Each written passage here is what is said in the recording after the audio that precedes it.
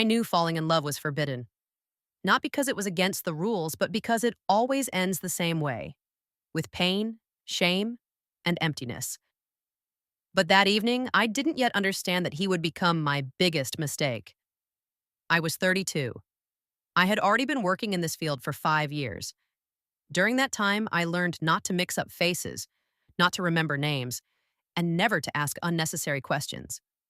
Men didn't come to me for a body. They came for the feeling of being seen. I knew how to listen, how to smile at the right moment, and how to disappear without a trace when the time was up. I stopped counting how many there had been a long time ago. The number lost all meaning. There were rich ones, desperate ones, men who paid for silence, and men who paid for the illusion of love. I was a professional illusion.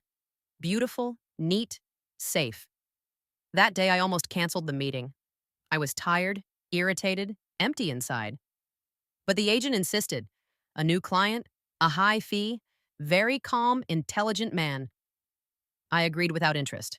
Just work. He arrived on time. That alone set him apart from the rest. No security, no showy confidence. Dressed simply, expensive, but without trying to impress. When he looked at me, there was no familiar hunger in his eyes. More like caution, as if he was afraid to disturb the silence. "If you've changed your mind, I'll understand," he said first. I smiled automatically. That line was rarely used to buy me. Usually men were sure that once they paid, I already belonged to them. We barely touched each other. He asked a few questions, ordinary, human ones. Where I was from, whether I liked coffee, whether I missed childhood. I answered just enough not to open up. But something inside me stirred. No one had asked me questions unrelated to me as a service in a long time. When the time was up, he simply stood, thanked me, and left. No hints at continuation. No requests. No promises. 2 days later, he wrote again. That was how what I first called luck began. He became a regular. Always the same hotel, the same time. We talked more than we were silent. Sometimes he just sat beside me and looked out the window. I was used to men wanting to forget themselves. He seemed to want to remember who he was. I knew rule number one, don't take interest in a client's life. But over time, I caught myself waiting for his messages, choosing a dress not based on the hourly rate, but on which one he would like. It was dangerous. I knew that. He never called me by my working name, always my real one. I didn't tell him that I usually forbid that. For some reason, with him, it didn't feel like a threat. One day he asked, "Are you happy?" I laughed. Too sharply. Too loudly. That wasn't a question people asked me. "I know how to be convenient," I replied. "That's enough." He looked at me as if he understood more than I wanted to say. From that evening on, I started lying to myself, telling myself it was just sympathy, that he was paying, which meant nothing real could exist here. But inside, something alive appeared. Warm, dangerous. I caught myself imagining his life outside our meetings, what he was like in the mornings, what he felt when he was alone. One time he stayed longer than the paid time. I reminded him, carefully, out of habit. He silently transferred the money and said, "I don't want you to think I'm taking anything from you." That phrase hit harder than any touch. I began to notice the boundary fading. I stopped counting minutes, stopped checking the clock. I listened to his breathing and was afraid that he would leave forever. The evening I realized I was in love, nothing special happened. He just took my hand. Not like a client, not like a man who paid, but like a person who was afraid. And at that moment, I understood. If he left, I wouldn't recover. And if he stayed, I would break even more. I didn't know then that the worst was still ahead. That love bought with money always demands payment. And that I wouldn't be the one to pay. I began to wait for him. Not like a client, like an event. The days between our meetings became thick, empty. I caught myself checking my phone more often than usual, and every time I felt a stab of disappointment when it wasn't him. I hated that feeling. For 5 years, I had built a concrete wall around myself, and one person quietly, without effort, began taking it apart brick by brick. He never asked for more than I could give. That was exactly what scared me. Men before him always wanted something: my body, attention, power. He seemed afraid of hurting me, and the more careful he was, the deeper I sank. One day he came different: tired, broken. He sat on the edge of the bed and was silent for a long time. I didn't feel the pause. I had learned that long ago. Then he said, "Sometimes it feels like you're the only person I can be honest with." That sentence should have pushed me away. I knew how words like that end. They turn you not into a woman, but into a crutch. But instead of pulling back, I felt pride. Stupid, dangerous pride. I said, "With me, you can be anyone. That's part of the job." He shook his head. "No, with you, you can be yourself." From that moment on, I stopped being careful. I began sharing things I had never told clients: about how I was afraid to return to an empty apartment, about how sometimes I watched ordinary couples in cafes and felt like I was watching a movie about someone else's life. He listened closely, didn't interrupt, didn't try to save me. Sometimes I caught myself forgetting that he paid, and then he would take out his phone, transfer the money, and reality would come back like a slap. I tried to remind myself who I was to him, tried to be cold, professional, but every time he left, the room became too quiet. After a few months, he broke another rule. He asked if we could meet without payment, just to have coffee. I said no immediately, too quickly. My heart was pounding like I had just lied under oath. "I can't," I said. "You know the rules." He nodded, didn't push, but disappointment flickered in his eyes. And in that moment, I realized I had already lost. That night, I didn't sleep. I replayed every possible scenario in my head. If I agreed, I would destroy the professional boundary. If I refused, I would lose him.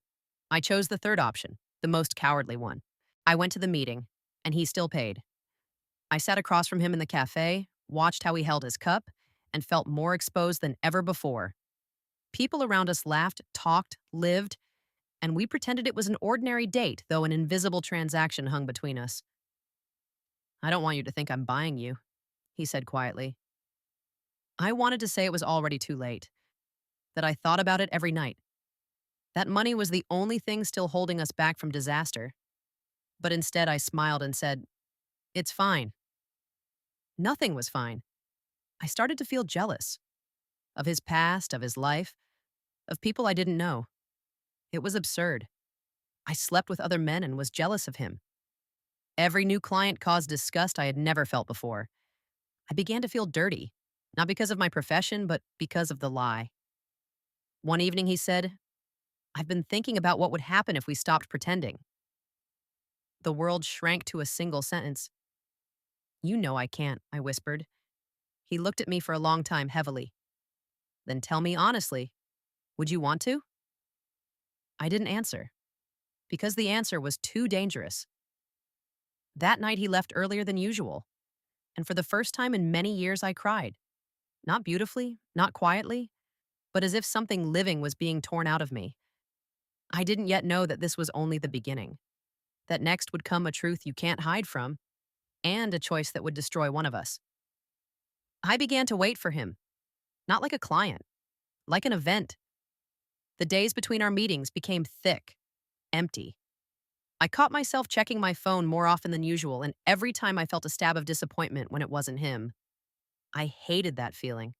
For 5 years, I'd built a concrete wall around myself, and one person quietly, without effort, began taking it apart brick by brick. He never asked for more than I could give. That was exactly what scared me. Men before him always wanted something: my body, attention, power.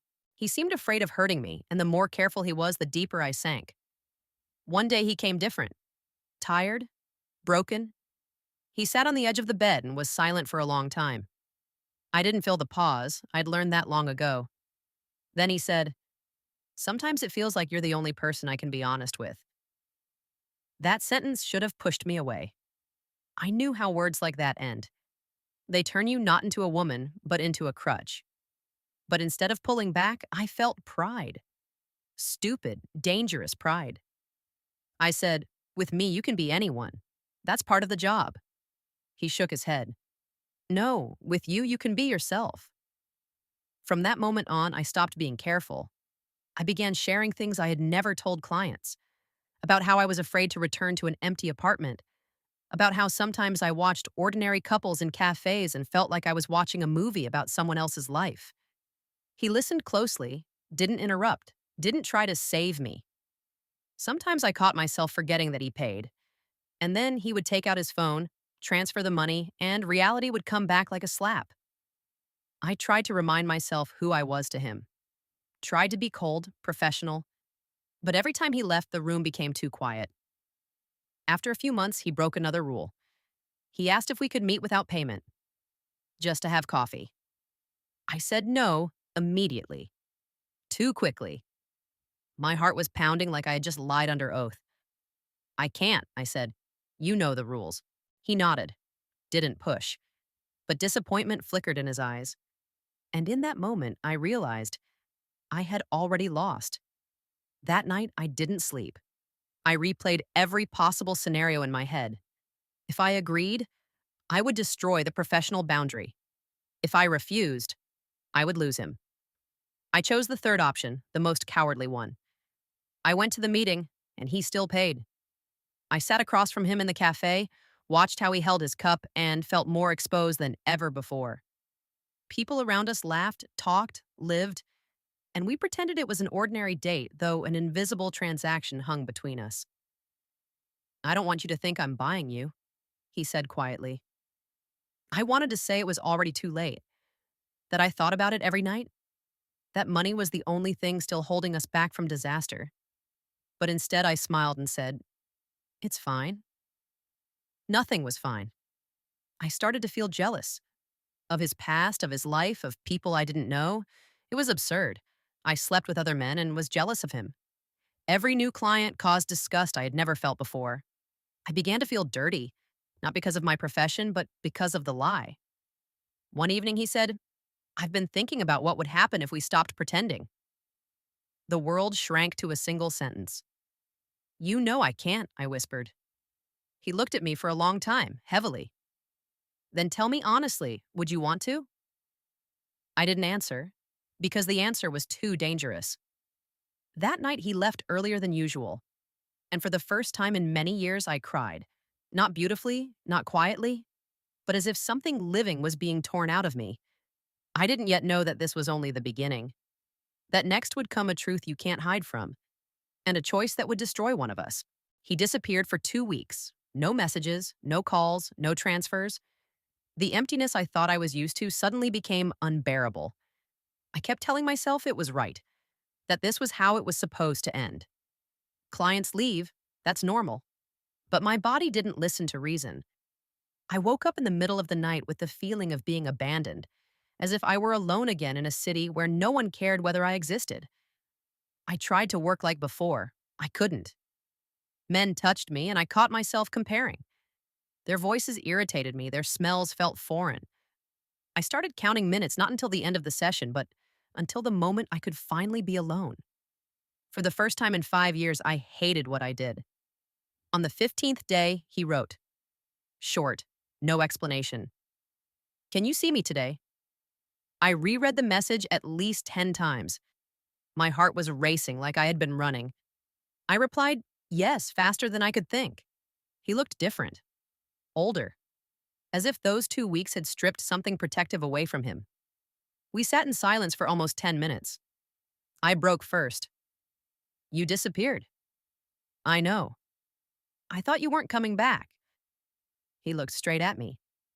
I tried to leave. The words sounded like a verdict.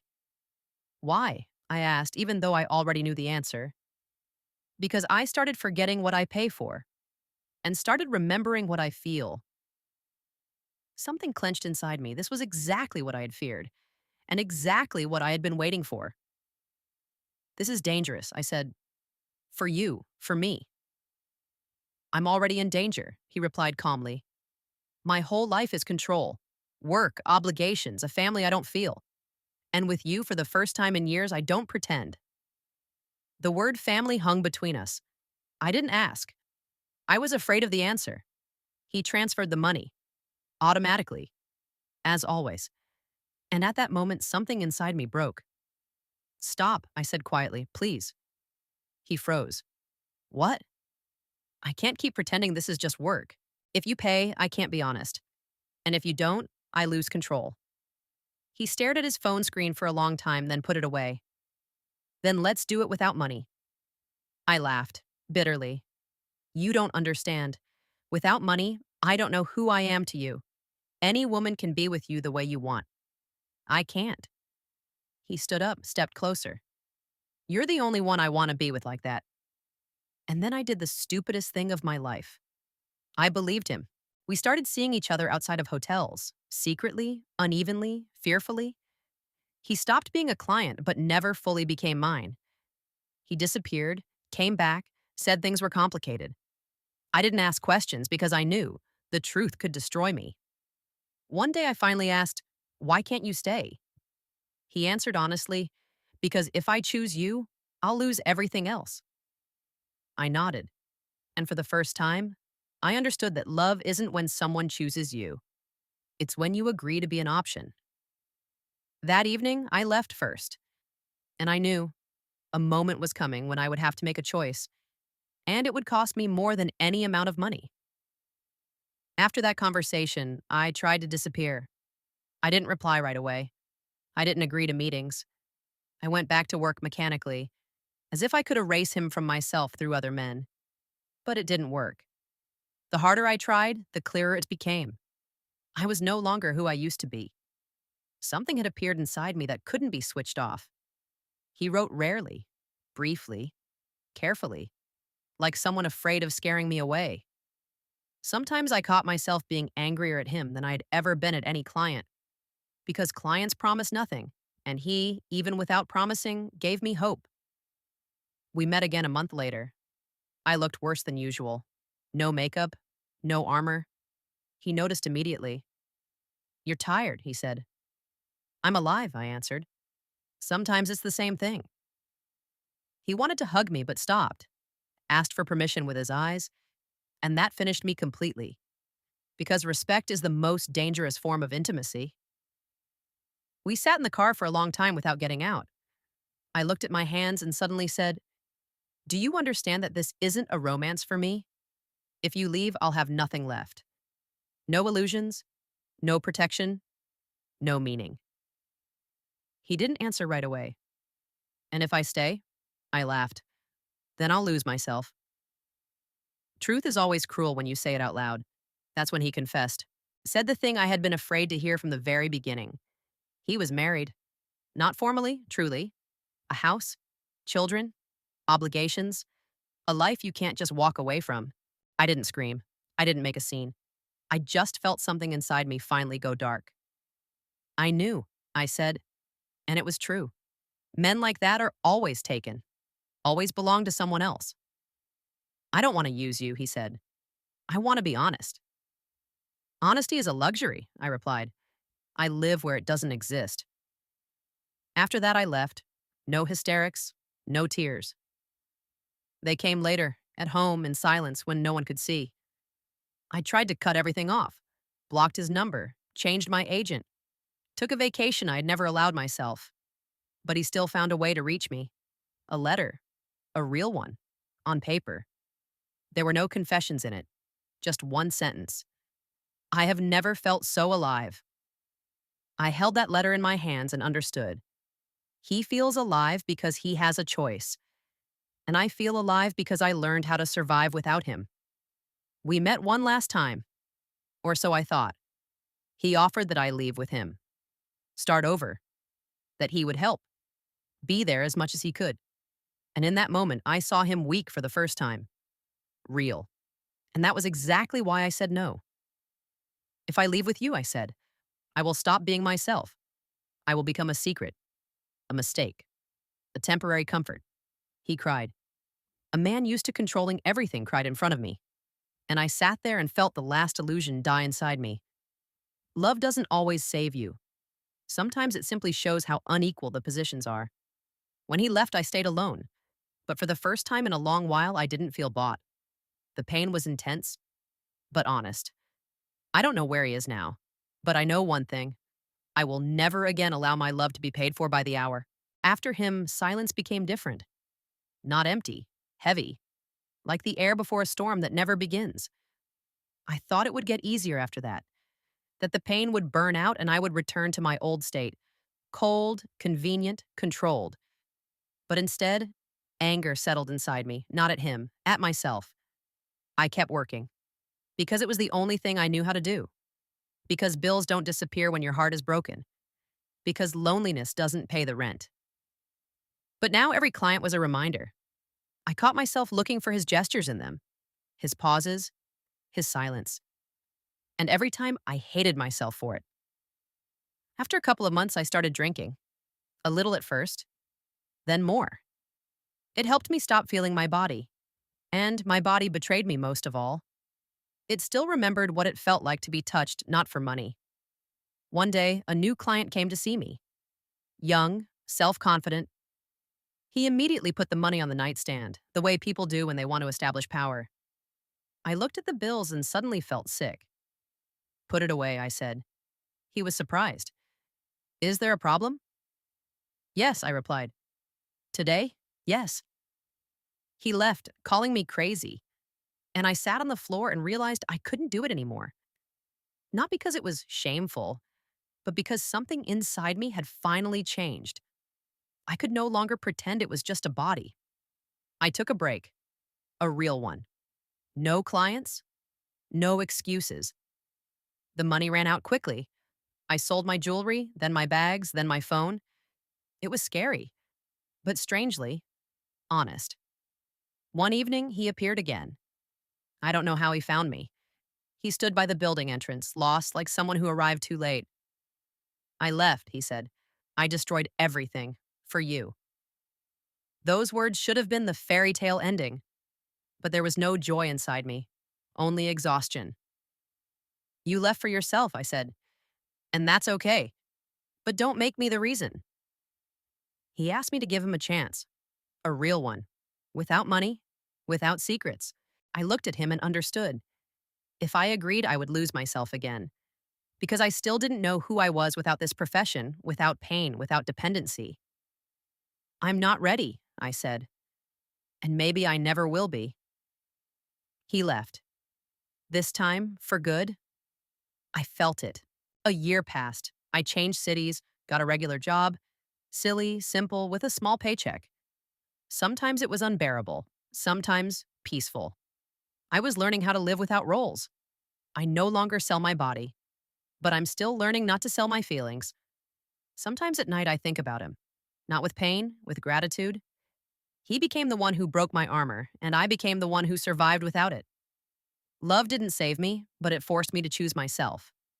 I thought that was the end, that after it there would simply be life. Steady, quiet, without sharp turns. But life doesn't like straight lines. It likes to bring you back to what you ran from, only in a different form. A few more months passed. I was getting used to the new version of myself slowly, painfully. A regular job turned out to be harder than any night in hotels. There, people didn't expect beauty and silence from you. They expected stability, mistakes, fatigue, responsibility. I was learning how to be normal and felt like an imposter. Sometimes I wanted to go back. Not to the men, to the simplicity. There, everything was clear: time, money, a role. Here, uncertainty, and silence where your own thoughts are too loud. I started seeing a therapist. It was strange, paying money to tell the truth. In the first sessions, I lied out of habit. Then I got tired. And one day I said out loud, I'm afraid I can only be loved for money. The words hung in the air, and I realized how deeply they lived inside me. Sometimes I dreamed that he came back. In the dreams, he didn't say anything. He just looked at me, and that look hurt more than any words. I woke up with a sense of loss, but without panic, as if the wound had begun to close. A year and a half later, I met another man. Ordinary, awkward. He didn't know who I used to be, and for a long time, I didn't dare tell him. We drank coffee, laughed, talked about nothing. And every time he looked at me with interest, fear rose inside me. What if he finds out and leaves? When I finally told him, he was quiet for a long time. Then he said, "I'm sorry that happened to you, but it doesn't cancel who you are now." I cried. Not beautifully, not quietly, because for the first time, no one tried to buy me or save me. I don't know how this story will end.